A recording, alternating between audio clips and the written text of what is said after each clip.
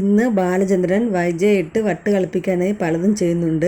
നല്ല രസമായിരുന്നു ഇന്ന് കണ്ടിരിക്കാനായിട്ട്.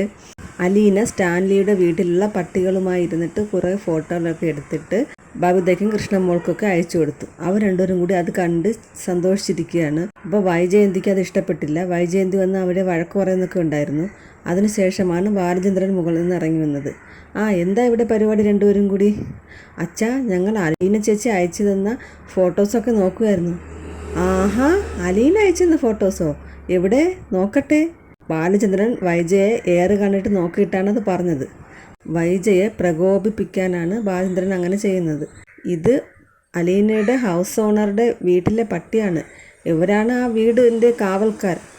ഞാനും ഗോവർദ്ധനും കൂടെ ആദ്യമായിട്ട് അവിടെ ചെന്നപ്പോൾ ഇവർ ഞങ്ങളെ വീടിനകത്ത് കയറ്റില്ല. ഇവരുടെ പെർമിഷൻ കിട്ടിയാലേ നമുക്ക് വീടിനകത്ത് കയറാൻ പറ്റുകയുള്ളൂ. ഗോവർദ്ധനാണെങ്കിൽ പേടിച്ച് കാറിന് അടുത്ത് തന്നെ നിൽക്കുമായിരുന്നു. ആണോ എന്നൊക്കെ ചോദിച്ചിട്ട് എല്ലാവരും കൊണ്ട് ചിരിക്കുകയാണ്. വൈജയന്തിക്ക് ഇതൊന്നും ഒട്ടും പിടിക്കുന്നില്ല. പിന്നെ എങ്ങനെ അലീന ചേച്ചിയായിട്ട് ഈ പട്ടികൾ ഇത്രയ്ക്ക് ഇണങ്ങി? അലീനയ്ക്ക് പണ്ടേ നായ്ക്കളോട് ഭയങ്കര ഇഷ്ടമാണല്ലോ. റിങ്കുവിൻ്റെ കാര്യമൊക്കെ നിങ്ങൾക്ക് ഓർമ്മയില്ലേ? അലീന ചേച്ചി അവിടെ സന്തോഷമായിട്ടിരിക്കുന്നല്ലോ, അത് മതി. അലീനയ്ക്ക് അവിടെ സന്തോഷമായിരിക്കും. അപ്പോൾ ബാലചന്ദ്രൻ പറഞ്ഞു, നമുക്ക് അലീനെ ഒന്ന് വിളിച്ചാലോ?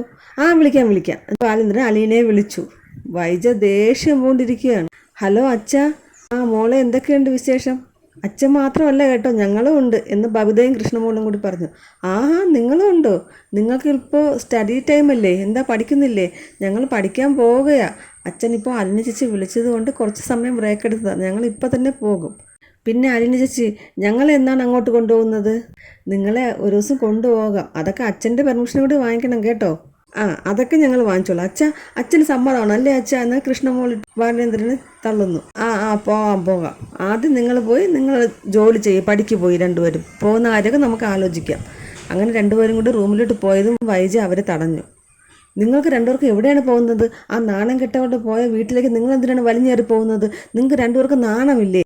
ദുർനടപ്പിന് ഈ വീട്ടിൽ നിന്ന് പുറത്താക്കിയ വേലക്കാരുടെ വീട്ടിൽ അന്വേഷിച്ച് പോകാൻ നടക്കുന്നു. രണ്ടും അച്ഛൻ്റെ മക്കൾ തന്നെ, നാണമില്ലാത്തവർ. മര്യാദയ്ക്ക് അടങ്ങി ഒതുങ്ങി നിൽക്കാമെങ്കിൽ ഇവിടെ നിന്നാൽ മതി, അല്ലെങ്കിൽ വീടിന് പുറത്ത് വയ്ക്കൊള്ളണം.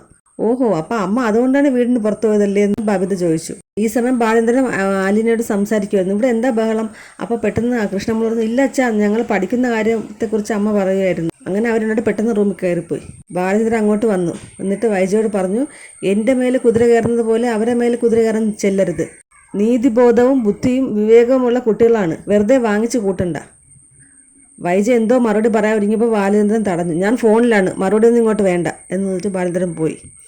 വൈജയ്ക്ക് ഇരിക്കെ പുറതിയില്ല. എല്ലാവരും വൈജയ്ക്ക് ഇട്ട് കൊട്ടുകയാണ്. അപ്പോൾ അലീന ബാലചന്ദ്രനോട് ചോദിച്ചു, എന്താ അച്ഛാ അവിടെ പ്രശ്നം? ഇല്ല, ഒന്നുമില്ല മോളെ. അവിടെ ഇപ്പോൾ എങ്ങനെയുണ്ട്? എനിക്കിവിടെ ഒരു ജോലിയും ഇല്ല, അത് തന്നെയാണ് എൻ്റെ പ്രശ്നം. അങ്ങനെ വെറുതെ ഇരുന്ന് ശീലമില്ലല്ലോ. അലീന പട്ടികളുമായി കളിക്കുന്നത് കാണുമ്പോൾ അവിടുത്തെ ജോലിക്കാർക്കൊക്കെ അത്ഭുതമാണ്. എന്നാലും യോന്മാർ എങ്ങനെയാണ് ഈ കൊച്ചിനോട് ഇത്ര പെട്ടെന്ന് ഇണങ്ങിയത്? പരിചയമില്ലാത്ത ആരെങ്കിലും വന്നാൽ കടിച്ചു കീറാൻ നിൽക്കുന്നവരാണ്. ഞാൻ തന്നെ ആദ്യമായിട്ട് ഇവിടെ വന്നപ്പോൾ എന്നെ ഓടിച്ച് തെങ്ങിൻ്റെ മണ്ടയിൽ കയറ്റിയില്ലേ? എന്നിട്ട് സാബ് ഇറങ്ങി വന്നിട്ടല്ലേ ഞാൻ താഴെ ഇറങ്ങിയത്. എന്നാലും ഇതെങ്ങനെ പറ്റിക്കുന്നു? അവന്മാരെ അനുസരണയുള്ള കുട്ടികളെ പോലെയല്ലേ ആ കൊച്ചിൻ്റെ പിറകെ നടക്കുന്നത്. സ്റ്റാൻലിയെ അപ്പച്ചൻ വിളിക്കുകയാണ്. അതിനിടയ്ക്ക് ന്യൂസ് അവിടെ എത്തിയോ? എടാ, എന്തൊക്കെയാണ് ഞാൻ ഈ കേൾക്കുന്നത്? നിൻ്റെ ഞാൻ ആദ്യമേ പറഞ്ഞതല്ലേ അങ്ങനെ ഒരു ബന്ധം നമുക്ക് വേണ്ട. അങ്ങനെ ഒരു കുട്ടിയെ നീ കണ്ടിട്ടുമില്ല, നീ അറിഞ്ഞതുമില്ല. നീ അവളെ കൊണ്ടുവരുന്നതിന് മുമ്പ് എന്നോട് ഒരു വാക്ക് ചോദിച്ചോ? ഞാൻ അപ്പച്ചനെ ഒരു ദിവസം വിളിച്ചു വരുത്തി കാര്യങ്ങളെല്ലാം തുറന്ന് പറഞ്ഞായിരുന്നല്ലോ. അപ്പോഴേ ഞാൻ പറഞ്ഞതല്ലേ നീ ഒന്നും ചെയ്യണ്ട, അങ്ങനെ ഒരു കുട്ടിയെ നമുക്കറിയില്ല, അത് നമുക്ക് വേണ്ടെന്ന് ഞാൻ പറഞ്ഞതല്ലേ. നീ ആരോടെല്ലാം ഇനി ഉത്തരം പറയേണ്ടി വരും? പള്ളിക്കാരോടും പട്ടക്കാരോടും നിൻ്റെ ഭാര്യയോടും മക്കളോടും സഹോദരങ്ങളോടും എല്ലാം നീ ഉത്തരം പറയണ്ടേ? എന്തുമാത്രം നാണക്കേടാണ്. നാട്ടുകാരുടെ മുഖത്തെങ്ങനെ നോക്കും? നിൻ്റെ ജോലിക്കാർ നാട് മൊത്തം പറഞ്ഞ് നടക്കില്ലേ? നാണക്കേടായില്ലേ? കുടുംബത്തിൻ്റെ സൽപ്പേര് നോക്കണ്ടേ?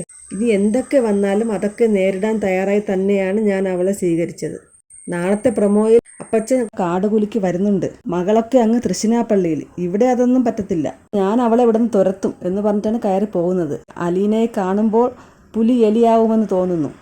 അലീനയെ കാണാൻ എൻ്റെ അമ്മച്ചിയെ പോലെയാണെന്ന് സ്റ്റാൻലി ജോസഫ് മുൻപ് പറഞ്ഞിട്ടുണ്ടല്ലോ.